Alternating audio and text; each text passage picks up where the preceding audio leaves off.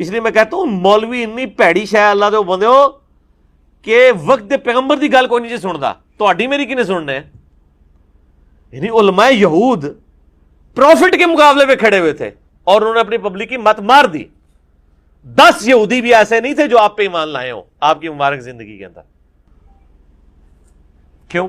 بغیم بینہم، مولوی ان کے بڑے بڑے جو پادری بیٹھے ہوئے تھے وہ کہتے تھے یہ کل کے چھوکرا آ کے ہمیں بتائے گا۔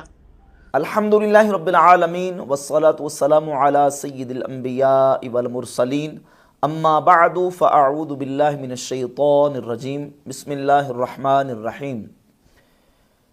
مرزا جیلمی اپنے کئی بیانات میں اور کئی لیکچرز میں اللہ رب العزت کے بارے میں، انبیاء کرام علیہم السلام کے بارے میں، قرآن مجید کے بارے میں، صحابہ کرام علیہم رضوان کے بارے میں ایسے ایسے جملے اور ایسے ایسے نازیبہ کلمات کہہ چکا ہے جو یقیناً توہین اور گستاخی کے زمرے میں آتے ہیں، اور ایسے عقائد مرزا جیلمی بیان کرتا ہے کہ جو گستاخانہ اور کفری عقائد ہیں، جس پر علماء نے مرزا جیلمی کو متنبہ کیا کہ تمہارے یہ عقائد، تمہارے یہ نظریات اور بیانات یہ گستاخانہ اور کفریاں ہیں، تم ان سے توبہ کرو اور رجوع کرو۔ بجائے اس کے کہ مرزا جیلمی ان سے توبہ اور رجوع کرتا، مرزا نے اپنی صفائی میں باقاعدہ بیانات دینے شروع کر دے اور علماء کو کوسنے شروع کر دیا۔ بالآخر مرزا جیلمی کے اوپر اسی سلسلے میں FIR کروائی گئی اور اس میں یہی قانونی اداروں سے استدعا کی گئی کہ مرزا جیلمی کے اوپر قانونی کارروائی کی جائے۔ اس نے ایسے عقائد و نظریات اللہ رب العزت کے بارے میں، انبیاء علیہم السلام کے بارے میں توہین امیز اور گستاخانہ اس نے جملے بولے ہیں جس پر قانونی اس کے اوپر جو ہے وہ کارروائی بنتی ہے۔ FIR کروائی گئی تو مرزا جیلمی نے اپنے آپ کو جس طرح پہلے اونچے ہتھ کنڈے اختیار کر کے اور باطل تعویلات کر کے اپنے آپ کو ڈیفینڈ کرتا تھا، FIR کے حوالے سے مرزا جیلمی نے ایک درخواست لکھی، 3 ورقی درخواست، اور اس 3 ورقی درخواست کے اندر مرزا جیلمی نے یہ دعویٰ کیا اور استدعا کی ہے قانون نافذ کرنے والے اداروں سے، اور کہا کہ میری درخواست ہے کہ اس بے بنیاد FIR کو فوری طور پر خارج فرمایا جائے۔ یہ بے بنیاد FIR، میرے اوپر جو الزامات لگے ہیں یہ بے بنیاد ہیں اور میرے اوپر یہ الزامات انہوں نے غلط لگائے ہیں۔ اور پھر مرزا جیلمی نے بزام خیش 8 الزامات کے جوابات دینے کی کوشش کی ہے اور یہ ثابت کرنے کی کوشش کی ہے کہ میرے خلاف یہ الزامات بے بنیاد اور جھوٹے ہیں۔ مرزا جیلمی نے اپنی پرانی روش کے مطابق جو دھوکہ دینے کی عوام کو کوشش کی ہے اس کا پردہ ہم انشاءاللہ تعالی دلائل کے ساتھ اسی 3 ورقی درخواست کے حوالے سے پردہ چاک کریں گے۔ سب سے پہلے اس نے جو 8 الزامات کے طور پر اس نے ان 8 گستاخانہ جو اس کے عقائد تھے ان کا جواب دینے کی کوشش کی ہے۔ الزام نمبر 1، اب مرزا نے اس کو الزام کا عنوان دیا ہے، جبکہ حقیقت یہ ہے کہ مرزا جیلمی نے جو بیان سابقہ پہلے دیا تھا، اس نے یہ بیان دیا تھا کہ مدینہ کے یہودی وہ نبی صلی اللہ علیہ وآلہ وسلم کو کہتے تھے یہ کل کا چھوکرا ہمیں آ کے سمجھائے گا۔ یہ سٹیٹمنٹ اور بیان تھا مرزا جیلمی کا، اور اس پر اس کی گرفت کی گئی کہ تم نے یہ جملہ اپنی طرف سے بنا کے کہا ہے، نہ تو مدینہ کے یہودیوں نے یہ جملہ کہا ہے اور نہ یہ جملہ اس موقع پر بن سکتا ہے۔ تو مرزا نے اس کا جواب یہ دیا کہ یہود نے کہا کہ یہ کل کا چھوکرا نعوذ باللہ ہمیں سمجھائے گا، یہاں نبی صلی اللہ علیہ وآلہ وسلم کو چھوکرا نعوذ باللہ کہنا گستاخی ہے۔ اس کے جواب میں عرض ہے کہ یہ کافروں کے ریفرنس سے بات ہوئی تھی، نہ کہ خود کی گئی تھی۔ قرآن میں اللہ تعالیٰ نے کافروں کی طرف سے نبی صلی اللہ علیہ وآلہ وسلم پر لگائے گئے گستاخانہ الزامات کو 12 نقل کیا ہے۔ اسے کہا جاتا ہے نقل کفر، کفر نہ باشد۔ مثلا وہ کہتے تھے یہ دیوانہ ہے، یہ جھوٹا ہے، یہ جادوگر ہے، اسے پریشان خواب آتے ہیں، نعوذ باللہ تعالیٰ۔ یہ جملے نقل کر کے مرزا جیلمی نے اپنے آپ کو ڈیفینڈ کرنے کی اس درخواست میں کوشش کی ہے، اور یہ کہنے کی کوشش کی ہے کہ دراصل یہ جو جملہ میں نے کہا ہے کہ یہودی یہ کہتے تھے کہ یہ کل کا چھوکرا کے میں سمجھائے گا، یہ میں نے نقل کفر، کفر نے باشد کے طور پر کہا ہے۔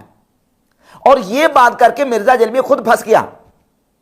پہلی بات تو یہ ہے کہ جو اس نے یہ کہا کہ یہ یہودی کہتے تھے اور میں نے نقل کفر، کفر نہ باشد کے طور پر کہا ہے، اور آپ یہ سمجھیں کہ نقل کفر، کفر نہ باشد کیا ہوتا ہے، یہ کس کو کہتے ہیں؟ یعنی کسی کے کفریہ کلام کو نقل کرنا اس کی تردید کے لیے، وہ کفر نہیں ہوتا۔ نقل کرنے والا جو کسی کے کفریہ کلام کو رد کرنے کے لیے نقل کر رہا ہے وہ بندہ مجرم نہیں بنتا، وہ کافر نہیں بنتا. کیوں؟ اس لیے کہ وہ کسی کے کفریہ کلام کو نقل کر رہا ہے. یہ ہے نقل کفر کا مطلب، نقل کفر کفر نباشت کا مطلب. اب سوال یہ پیدا ہوتا ہے کہ یہودیوں کا یہ جملہ کفر تھا کہ کفر نہیں تھا؟ پہلے تو ہم اس پر بات کریں گے.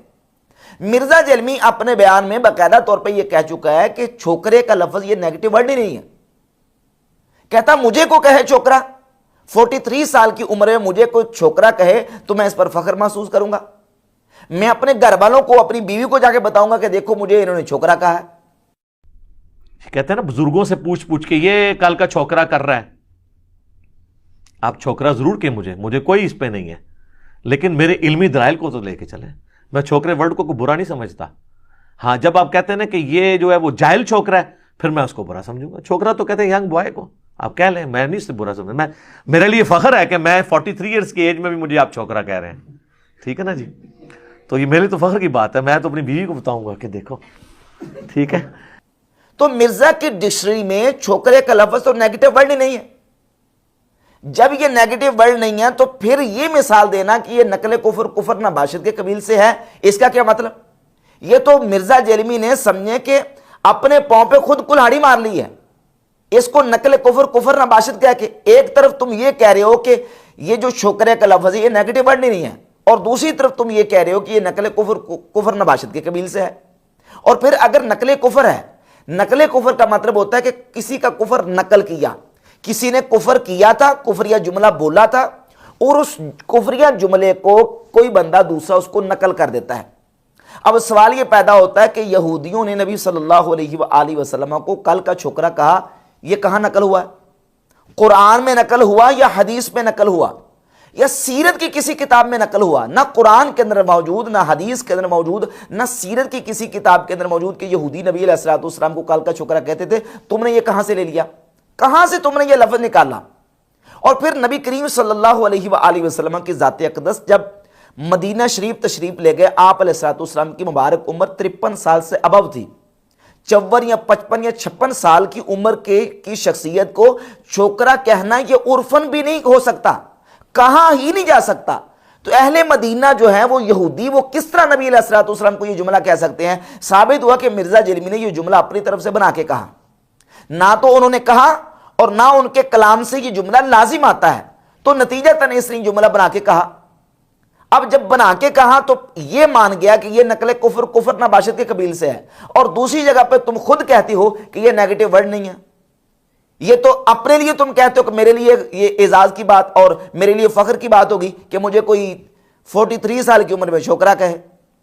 تو یہ دیکھ لیں کہ اس انداز سے اس کے تضادات موجود ہیں. صرف اپنے آپ کو ڈیفینڈ کرنے کے لیے اس نے اس درخواست کے اندر مرزا جلمی نے غلط بیانی کا مظاہرہ کیا ہے، جبکہ اس نے یہ جملہ جو بولا چھوکرے کا لفظ یہ نہ تو قرآن و حدیث میں نقل ہوا ہے اور نہ اہل مدینہ کے یہود کہتے تھے، اور نہ عرفاً یہ بن سکتا ہے کہ 53 سال کی عمر کی ابو شخصیت کو چھوکرے کا لفظ ان کے لیے استعمال کیا جائے. اور ہمارے عرف کے اندر چھوکرے کا لفظ جس معنی میں استعمال ہوتا ہے وہ اردو جاننے والے سمجھتے ہیں.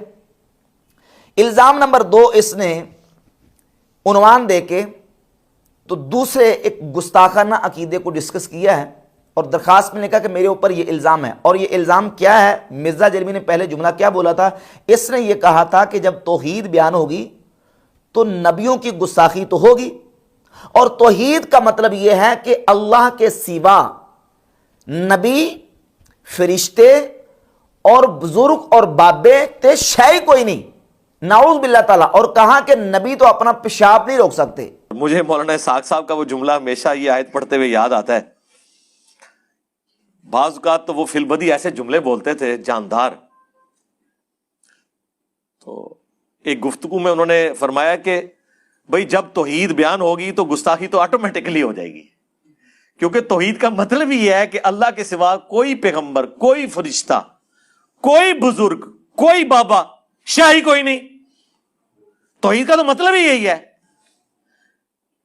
کہ کوئی انسان اپنا پیشاب بھی نہیں روک سکتا، خواہ وہ پیغمبر ہو یا عام انسان ہو. یہ مرزا جلمی کا جملہ تھا، یہ اس کا بیان تھا. اس بیان کو علماء نے گستاخی قرار دیا اور توہین قرار دیا، اور یہ واضح کیا کہ مرزا جلمی توحید کی آڑ میں انبیاء علیہ السلام کی توہین کر رہا ہے، گستاخی کر رہا ہے، کیونکہ توحید کا کوئی ایسا کنسپٹ نہیں ہے کہ جس میں آپ اللہ رب العزت کی توحید بیان کرتے ہوئے نبیوں کی گستاخی کریں۔ اسلام کے اندر ایسا کوئی کنسپٹ اور تصور موجود نہیں ہے۔ قرآن مجید میں، احادیث میں، ہمارے دین میں سب سے بہترین توحید کا جو کلمہ ہے وہ ہے لا الہ الا اللہ، اللہ کے علاوہ کوئی عبادت کے لائق نہیں، یہ کلمہ ہے۔ اب اس میں لا الہ الا اللہ کے بعد محمد الرسول اللہ صلی اللہ علیہ وآلہ وسلم کا ذکر آتا ہے۔ لا الہ الا اللہ کا مطلب یہ نہیں ہے نعوذ باللہ تعالی کہ محمد یا دیگر انبیاء شاہی کوئی نہیں، نعوذ باللہ تعالی، علیہ باللہ تعالی، انبیاء یا فرشتے شاہی کوئی نہیں۔ لا الہ الا اللہ کا مطلب یہ ہے کہ اللہ کے علاوہ کوئی عبادت کے لائق نہیں، نہ نبی عبادت کے لائق ہیں، نہ فرشتے عبادت کے لائق ہیں، نہ مخلوق عبادت کے لائق ہے، صرف عبادت کے لائق صرف اور صرف اللہ رب العزت کی ذات ہے۔ باقی لا الہ الا اللہ کے بعد محمد الرسول اللہ ہے، محمد اللہ کے رسول ہیں۔ محمد کو رسول اللہ ماننا یہ توحید کے منافی نہیں ہے۔ محمد صلی اللہ علیہ وآلہ وسلم کو حبیب اللہ ماننا یہ بھی توحید کے منافی نہیں ہے۔ محمد صلی اللہ علیہ وآلہ وسلم کو وجیہا فی الدنیا والآخرہ ماننا، عیسیٰ علیہ السلام کو روح اللہ ماننا، موسیٰ علیہ السلام کو کلیم اللہ ماننا، تمام انبیاء کے مقامات و مدارج کو ماننا اور ان کی عظمت و شان کو اور ان کی عزت اور ان کی رفعت کو ماننا یہ توحید کے منافی نہیں ہے۔ یہ کون سی توحید ہے؟ کیا قرآن نے توحید کا ایسا طریقہ بتایا؟ حدیث میں کوئی توحید بیان کرنے کا ایسا طریقہ موجود ہے؟ صحابہ اکرام علیہ مردوان نے توحید کا پرچم پوری دنیا میں لہرایا، کیا انہوں نے توحید کا کوئی ایسا بیان کرنے کا انداز اختیار کیا؟ تو مرزا جرمی کا یہ کہنا کہ نعوذ باللہ تعالیٰ توحید جب بیان ہوگی تو نبیوں کی گستاخی ہوگی، اور توحید کا مطلب یہ کہ اللہ کے سوا نبی، فرشتے اور بزرگ اور بابے شاہی کوئی نہیں، یہ اپنا پیشاب بھی نہیں روک سکتے، یہ یقیناً توہین ہے، انبیاء علیہ السلام کی گستاخی ہے۔ تو یہ گستاخانہ عقیدہ مرزا جرمی نے بیان کیا، اور پھر اس پر اپنے آپ کو اس نے ڈیفینڈ کرنے کی کوشش کی ہے، لیکن مرزا جرمی اپنے آپ کو ڈیفینڈ کرنے میں بالکل ناکام رہا ہے۔ پھر الزام نمبر 3 کا عنوان دے کے مرزا نے ایک جملے کو ڈسکس کیا کہ، اور وہ جملہ اس نے پہلے بولا تھا، کہتا کہ جب ذکر کرنا تو آپ اللہ اللہ کا صرف ذکر نہیں کر سکتے، کیونکہ یہ اللہ مہمل جملہ ہے۔ کہیں آپ کو نہیں ملے گا اللہ، یہ کہیں ذکر ہے ہی نہیں ہے، یہ انہوں نے خود سے ڈیوائز کیا، اور میں یہ سمجھتا ہوں کسی حد تک یہ توہین پہ بھی مبنی ہے۔ یعنی دنیا میں بھی آپ اگر کسی شخص کو اس طریقے سے اس کے نام سے بلائیں، صرف بلاتے جائیں اور بات کوئی نہ کریں، تو یہ مہمل جملہ ہوگا، اس جملے کی کوئی اہمیت ہی نہیں ہوگی۔ اللہ اللہ اللہ، اس کا کیا مطلب ہے؟ اس کا مطلب یہی ہے اللہ اللہ اللہ۔ اللہ کو مہمل جملہ قرار دیا، یقیناً یہ اللہ رب العزت کے نام کی توہین ہے۔ اللہ رب العزت کا اسم ذاتی ہے اللہ، اللہ کے جتنے نام ہیں، ذاتی نام ہو یا اللہ کے صفاتی نام ہو، قرآن مجید میں اللہ رب العزت فرماتا ہے للہ الاسماء الحسنى فادعوہ بہا، اللہ کے اچھے نام ہیں، تم اس کو ان ناموں کے ساتھ پکارو۔ کوئی اللہ اللہ کہے، کوئی سبحان اللہ کہے، کوئی الحمدللہ کہے، کوئی اللہ اکبر کہے، تمام کا تمام اللہ کا ذکر ہے۔ اللہ کا ذکر کرنا ہے، اللہ کے ذاتی نام کے ساتھ ہو یا اللہ کے صفاتی نام کے ساتھ ہو۔ اللہ، یہ اللہ رب العزت کا ذاتی نام ہے۔ اور اللہ کون ہے؟ اللہ عالم لذات الواجب الوجود المستجمع لجمیع صفات الکمال، اللہ اس ذات کا نام ہے جو تمام صفات کمالیہ کی جامع ہے، یہ اللہ رب العزت کا ذاتی نام ہے۔ قرآن مجید میں اللہ رب العزت ارشاد فرماتا ہے یا ایھا الذین آمنوا اذکروا اللہ ذکرا کثیرا، اے ایمان والو اللہ کا ذکر کثرت کے ساتھ کرو۔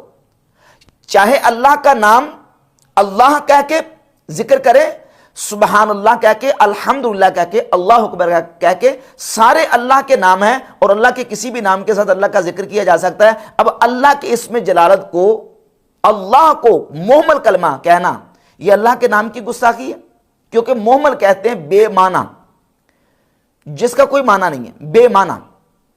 اور اللہ رب العزت کا نام ذاتی یہ معنی رکھتا ہے، اس کو بے معنی قرار دینا، اس کو مہمل قرار دینا، نعوذ باللہ تعالیٰ، یہ اللہ رب العزت کے نام کی گستاخی۔ اور جہاں تک مرزا کا یہ کہنا کہ حدیث میں کہیں اللہ کے، صرف اللہ اللہ کے نام کا ذکر کرنا یہ ثابت نہیں ہے، اس لیے میں نے کہا تھا کہ یہ صرف نہیں بولنا چاہیے اور یہ مہمل جملہ ہے، جبکہ حدیث کیا کہتی ہے؟ صحیح مسلم کے اندر 375 اور 376 نمبر حدیث ہے، نبی پاک صلی اللہ علیہ وآلہ وسلم نے فرمایا لا تقوم الساعة حتى لا يقال في الارض اللہ اللہ۔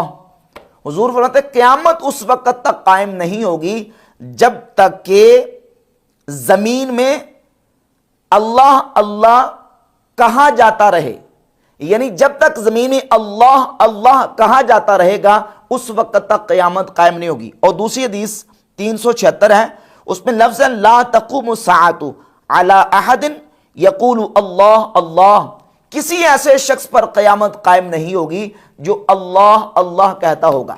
تو یہاں ان دونوں حدیثوں سے اللہ اللہ کے ذکر کا بحمدللہ تعالی ثبوت ملتا ہے کہ کوئی مومن اللہ اللہ بھی کہے وہ بھی اللہ کا ذکر ہے، اس کو مہمل قرار دینا حدیث کے بھی خلاف ہے اور اللہ رب العزت کے نام کی گستاخی و توہین ہے، جس کا ارتکاب مرزا جیلمی نے کیا ہے۔ اور اپنی جان چھڑانے کے لیے اب یہ کہتا ہے کہ ایک محمل جملہ ہے جی، اس کی کوئی اہمیت نہیں ہے۔ جواب مرزا ہے کہ یہ جملے کے پوائنٹ آف ویو سے بات ہوئی تھی کہ صرف اللہ کا ذکر نہ کیا جائے بلکہ اللہ کو اس کی کوالٹیز یعنی صفات کے ساتھ پکارا جائے۔ یہ ایک الگ مسئلہ ہے کہ صرف اللہ اللہ کہا جا سکتا ہے کہ نہیں، سبحان اللہ الحمدللہ اللہ اکبر کی جگہ پہ صرف اللہ اللہ کہا جا سکتا ہے کہ نہیں، یہ ایک الگ مسئلہ ہے۔ مسئلہ ہمارا آبجیکشن اس بات پہ ہے کہ تم نے اللہ کے اسم جلالت کو محمل کلمہ کہا۔ اب اللہ کے اسم جلالت کو محمل کلمہ کہنا یہ گستاخی ہے، مسئلہ تو اس پر ہے، اس کے جواز اور عدم جواز کا مسئلہ نہیں ہے۔ جہاں تک رہا کہ بات جواز کی تو وہ حدیث میں نے آپ کے سامنے صحیح مسلم سے 375 اور 376 نمبر حدیث بتا دی ہے کہ اللہ اللہ کا ذکر بھی حدیث سے ثابت ہے۔ مسلمان اللہ رب العزت کے جن ناموں کے ساتھ اللہ کا ذکر کرے گا وہ اللہ ہی کا ذکر قرار پائے گا۔ پھر الزام نمبر 4 مرزا جیلمی نے اپنے آپ کو ڈیفینڈ کرنے کی کوشش کی ہے کہ الزام کہتا میرے اوپر یہ کہ آپ کے سامنے قرآن اس طرح پڑھا جا رہا ہے جس طرح فرنچ زبان کے اندر آپ کو گالیاں شروع کرتے ہیں۔ قرآن اسی طریقے سے پڑھا جا رہا ہے کہ جیسے کوئی آپ کے سامنے فرنچ زبان کے اندر آ کے آپ کو گالیاں نکالنا شروع کر دے۔ تو اس میں بھی عرض ہے کہ قرآن پاک کو نعوذ باللہ کوئی فرنچ زبان کی گالیوں کے ساتھ تشبیہ نہیں دی تھی، تشبیہ حلوائی والی کے ساتھ لکھا ہے، اور یہ درخواست کورٹ میں مرزا نے جمع کروائی ہے۔ اور تشبیہ کس کے ساتھ لکھا ہے؟ حلوائی والی کے ساتھ، جبکہ تشبیہ جو ہے وہ ہاتھی والی کے ساتھ ہوتا ہے۔ اچھا، بلکہ یہ بتایا کہ اگر آپ کا دوست فرنچ زبان میں آپ کو خط لکھے تو آپ اس کو بھی اردو میں ترجمہ کرا کے دیکھیں گے، تو خدا کے لیے اللہ کی آئی ہوئی کتاب کو بھی ترجمے سے پڑھ کے دیکھیں تو آپ کو اللہ کا پیغام واضح طور پر سمجھ آئے گا۔ یہ تو مسئلہ ہی نہیں ہے، اس میں جو ہے وہ کس مسلمان کو اختلاف ہے کہ قرآن مجید کو جب پڑھا جائے تو سمجھ کے پڑھنا چاہیے، لیکن مسئلہ یہ ہے کہ ایک بندہ قرآن مجید کو پڑھتا ہے، اسے قرآن کی سمجھ نہیں آتی، تو کیا قرآن کی سمجھ نہ آنے کے باوجود اس کو پڑھنے سے اس کو ثواب ملے گا، اس کو اجر ملے گا؟ اور وہ قرآن مجید کو جب پڑھتا ہے یا قرآن مجید کو سنتا ہے، سمجھ کے بغیر بھی پڑھے اور سنے، تو کیا وہ نعوذ باللہ تعالیٰ اس کو تشبیہ دی جا سکتی ہے کہ وہ ایسے ہے جیسے کوئی فرنچ میں آپ کو گالیاں نکال رہا ہے؟ اب مرزا جیلمی نے قرآن مجید کو فرنچ میں گالیاں دینے کے ساتھ تشبیہ دی ہے، یعنی ایک مشبہ اور دوسرا مشبہ بہی، مشبہ کو مشبہ بہی کے ساتھ تشبیہ دینا۔ یہاں مرزا جیلمی نے قرآن مجید کی تلاوت کو گالیوں کے ساتھ تشبیہ دی ہے اور اللہ رب العزت کے کلام کی تلاوت کی توہین اور گستاخی کا ارتکاب کیا ہے، اور اب اپنے آپ کو ڈیفینڈ کر رہا ہے کہ میں نے تو اس طرح کہا تھا اور اس طرح اور یوں اور ایسے اور ویسے کہا تھا، جبکہ حقیقت یہ ہے کہ اس نے قرآن مجید کو گالیوں کے ساتھ نعوذ باللہ تعالیٰ تلاوت کو تشبیہ دیا، اور یہ مرزا جیلمی کا گستاخانہ جو جملہ اور عقیدہ تھا۔ پھر الزام نمبر 5 اور الزام نمبر 6 کے تحت مرزا نے دو چیزوں کو ڈسکس کیا ہے۔ اب ان دونوں کے اندر تضاد دیکھ لیں۔ مرزا نے ایک جملہ بولا تھا اور کہا تھا کہ قادیانی اس لیے کافر ہیں کہ وہ مرزا غلام قادیانی کو نبی نام ماننے کی وجہ سے ہمیں کافر کہتے ہیں، وہ ہمیں کافر کہنا چھوڑ دیں تو ہم بھی انہیں کافر کہنا چھوڑ دیں گے۔ اور انہوں نے کہا جو غلام قادیانی کو نبی نہیں مانتا ہم اسے کافر سمجھتے ہیں، تو جو ہمیں کافر کہہ رہا ہے پھر ہم حق رکھتے ہیں کہ ہم اسے کافر کہیں۔ اور میں نے کئی دفعہ یہ گولڈن کوٹ اپنا بیان کیا ہے لوگوں کے سامنے کہ اگر قادیانی ہمیں کافر کہنا چھوڑ دیں تو ہم ان کو کافر نہیں کہیں گے، لیکن یہ کبھی نہیں ہوگا۔ یہ جملہ تھا مرزا جیلمی کا، اور اس پر آبجیکشن علماء نے لگایا، علماء نے اس پر گرفت کی اور اس کی پکڑ کی کہ یہ جملہ جو ہے تمہارا، اس کا نتیجہ جو نکلتا ہے وہ لوگوں کے سامنے ہے کیا قادیانی اس لیے کافر ہیں کہ وہ ہمیں مرزا غلام قادیانی کو نام ماننے کی وجہ سے کافر کہتے ہیں، یا کہ غلام قادیانی کو ماننے والے قادیانی چاہے لاہوری گروپ ہو یا ربوہ گروپ ہو، وہ اس لیے کافر ہیں کہ وہ مرزا غلام قادیانی کو اپنا مذہبی پیشوا مانتے ہیں، چاہے نبی کہہ کے مانے چاہے 14ویں صدی کا مجدد کہہ کے مانے؟ تو مرزا غلام قادیانی کے ماننے والے دونوں پارٹیاں، دونوں گروہ، چاہے ربوہ گروپ ہو چاہے لاہوری گروپ ہو، دونوں کافر ہیں، کیونکہ یہ مرزا غلام قادیانی کو اپنا کم از کم مذہبی پیشوا ضرور مانتے ہیں۔ ربوہ گروپ نبی مانتے ہیں اور لاہوری گروپ اس کو 14ویں صدی کا مجدد اور مسیح موعود مانتے ہیں۔ اب اصل میں مرزا جیلمی جو ہے یہاں عقیدہ ختم نبوت کے انکار کی شناعت جو ہے اس کو کم کرنا چاہ رہا ہے، اس شناعت اور برائی جو ہے اس برائی کو مرزا جیلمی ہلکا کرنا چاہ رہا ہے، جبکہ مسلمان اس بات پر متفق ہیں اور مسلمانوں کا اجماع ہے کہ قادیانی دونوں گروپ کافر ہیں، کیونکہ یہ دونوں کے دونوں گروپ مرزا غلام قادیانی جو کہ نبی کریم صلی اللہ علیہ وآلہ وسلم کی ختم نبوت کا منکر تھا اس کو مانتے ہیں، اور مرزا غلام قادیانی مجمع علیہ متفق علیہ کافر ہے، اس کو مسلمان ہی کم از کم ماننے والا چاہے وہ قادیانی ہو یا غیر قادیانی وہ مسلمان کہلانے کا حقدار نہیں ہے۔ اب مرزا نے ایک نئی چال چلی، کہتا جی وہ اس لیے کافر ہیں کہ وہ ہمیں کافر کہتے ہیں، وہ ہمیں کافر کہنا چھوڑ دیں تو ہم بھی ان کو کافر نہیں کہیں گے۔ تو جہاں تک تعلق ہے لاہوری گروپ کا، میں نے 12 مرتبہ یہ حوالہ جات پیش کی کہ لاہوری گروپ جو ہے وہ نہ صرف مرزا جیلمی کو بلکہ پوری دنیا کے اندر جتنے کلمہ گو ہیں تمام کلمہ پڑھنے والوں کو مسلمان مانتے ہیں، حتیٰ کہ وہ لاہوری گروپ قادیانیوں کو بھی اور باقی جتنے لوگ موجود ہیں کلمہ پڑھنے والے ان تمام کو وہ مسلمان مانتے ہیں۔ مرزا جیلمی کے نزدیک لاہوری گروپ تو ان کو تو مسلمانی کا سرٹیفکیٹ پکا مل گیا۔ رہ گئی بات جو ربوہ گروپ ہے، تو ربوہ گروپ کے بھی جو بڑے ان کے خلیفہ ہیں ان کے بیانات آن دا ریکارڈ آن کیمرہ موجود ہیں، وہ بھی کہتے ہیں کہ ہم کلمہ پڑھنے والوں کو مسلمان مانتے ہیں، ہم آپ کو مسلمان مانتے ہیں۔ اس لیے جو شخص اپنے آپ کو مسلمان کہے یا کلمہ پڑھ لے اس کو غیر مسلم کہنے کا کسی کو کوئی حق نہیں ہے، نہ جماعت احمدیہ کو ہے نہ کسی اور جماعت کو ہے۔ اس لیے ہم آپ کے اقرار کے خلاف کبھی فتویٰ کوئی نہ دیتے ہیں، نہ آج تک کبھی دیا ہے۔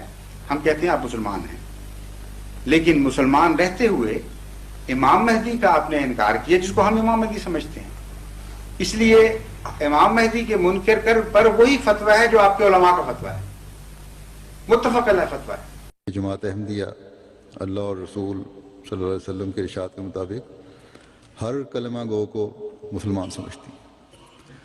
کسی مسلمان شخص کے لیے کسی شخص کے مسلمان ہونے کے لیے اتنا ہی کافی ہے کہ وہ لا الہ الا اللہ محمد رسول اللہ کا اقرار کرتا ہو، اور یہی حدیث سے ثابت ہے۔ مرزا جیلمی کو مسلمان مان رہے ہیں، تو کیا نعوذ باللہ تعالیٰ وہ ہمیں مسلمان مان لے تو ہم ان کو مسلمان مان لیں؟ وہ ہمیں وقت کا ولی بھی مانیں، وقت کا بہت بڑا جو نا وہ مرد مومن بھی مانیں، تو وہ تب بھی کافر ہیں کیونکہ وہ مرزا غلام قادیانی کو اپنا مذہبی پیشوا مانتے ہیں، وہ اپنا روحانی پیشوا مانتے ہیں، اس لیے وہ دونوں کے دونوں گروپ کافر ہیں۔ اب مرزا جیلمی نے یہاں یہ کہا ہے کہ کہتا ہے یہ سیم سٹیٹمنٹ شاہ احمد نورانی صاحب نے 1973 میں دی تھی کہ بھٹو صاحب یہ تو آپ کو بھی کافر مانتے ہیں تو ہم انہیں کافر کیوں نہ کہیں، یہ تو ہم کو کافر مانتے ہیں۔ تو جب بھٹو صاحب نے ان کو پوچھا تو انہوں نے کہا کہ ہاں ہم آپ کو کافر مانتے ہیں، تو اس پہ یہ فیصلہ ہوا کہ جب یہ مسلمانوں کو کافر کہہ رہے ہیں تو ان پہ کفر کا فتویٰ لگے گا، یعنی پارلیمنٹ میں قادیانیوں کو کافر اس لیے قرار دیا گیا کہ وہ مسلمانوں کو کافر مانتے ہیں۔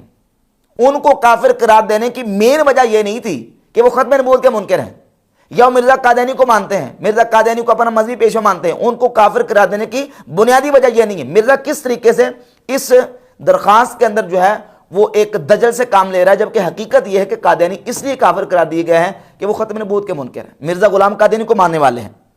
اچھا، اس کے بالکل برعکس ساتھ ہی الزام نمبر 6 کا عنوان دے کے اس نے یہ کہا کہ میرے اوپر الزام یہ ہے کہ میں یہ کہتا ہوں کہ اپنے علم کی بنیاد پہ کوئی شخص اگر کسی صحابی کو طویل کی غلطی کی وجہ سے کافر بھی کہہ دیتا ہے تو وہ کافر نہیں ہوتا۔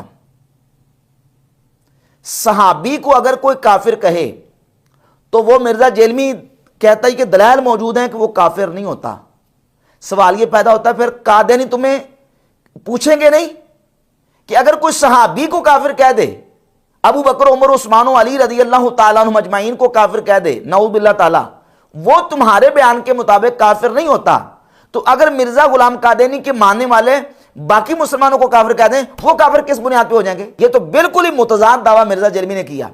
یعنی کوئی حضرت علی کو، حضرت عثمان کو، حضرت عمر کو، حضرت ابو بکر صدیق رضی اللہ تعالیٰ عنہ اجمعین نعوذ باللہ تعالیٰ، ان میں سے کسی کو کافر کہتا ہے الیاذ باللہ تعالیٰ، تو وہ مرزا جرمی کے نزدیک کافر نہیں ہوتا. اب آپ خود دیکھیں کہ یہ کتنا متضاد دعویٰ مرزا جرمی کا. ایک طرف یہ کہہ رہا ہے کہ قادیانی اس لیے کافر ہیں کہ وہ ہمیں کافر کہتے ہیں، اور دوسری طرف یہ کہتا ہے کہ کوئی شخص اگر اپنے علم کی بنیاد پہ صحابہ کو کافر کہہ دیتا ہے تو وہ کافر نہیں ہوتا. بھائی جو صحابہ کو کافر کہہ دے وہ کافر نہیں ہوتا، تو جو باقی بعد والے مسلمانوں کو کافر کہہ دے وہ کس بنیاد پہ کافر ہے؟ تو قادیانیوں کی اگر کفر کی یہی وجہ ہے تو اس وجہ کا تو تم خود جو نا الزام نمبر 6 کے تحت انکار کر رہے ہو کہ اپنے علم کی بنیاد پہ اگر صحابہ کو کوئی شخص کافر کہہ دیتا ہے تو وہ کافر نہیں ہوتا، تو پھر مسلمانوں بعد والے مسلمانوں کو کافر کہنے والا کافر کیسے ہو جائے گا؟ تو اس کا مطلب یہ ہے کہ جو بنیاد تم نے قادیانیوں کے کفر کے حوالے سے بیان کی ہے اس بنیاد کا تو تم خود الزام نمبر 6 کے اندر اس کا انکار کر رہے ہو. تو اس طرح متضاد دعوے مرزا جرمی نے اس درخواست کے اندر بھی کیے ہیں.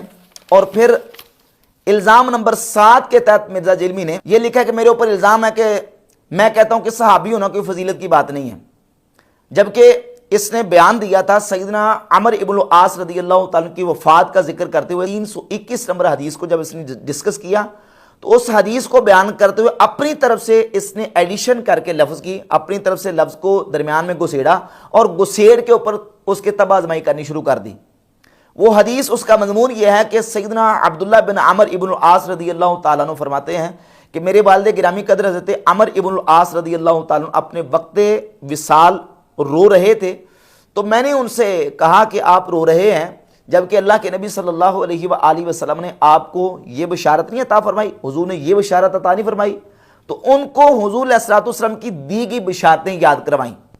اب وہاں ذکر تھا بشارتوں کا، اور مرزا جرمی نے اس میں یہ لے آیا، کہتا ہے کہ عبداللہ بن عمر نے کہا کہ آپ نے جنگ یرموک نہیں لڑی، آپ نے فلاں جنگ نہیں لڑی، آپ نے نبی علیہ السلام کی صحبت نہیں پائی.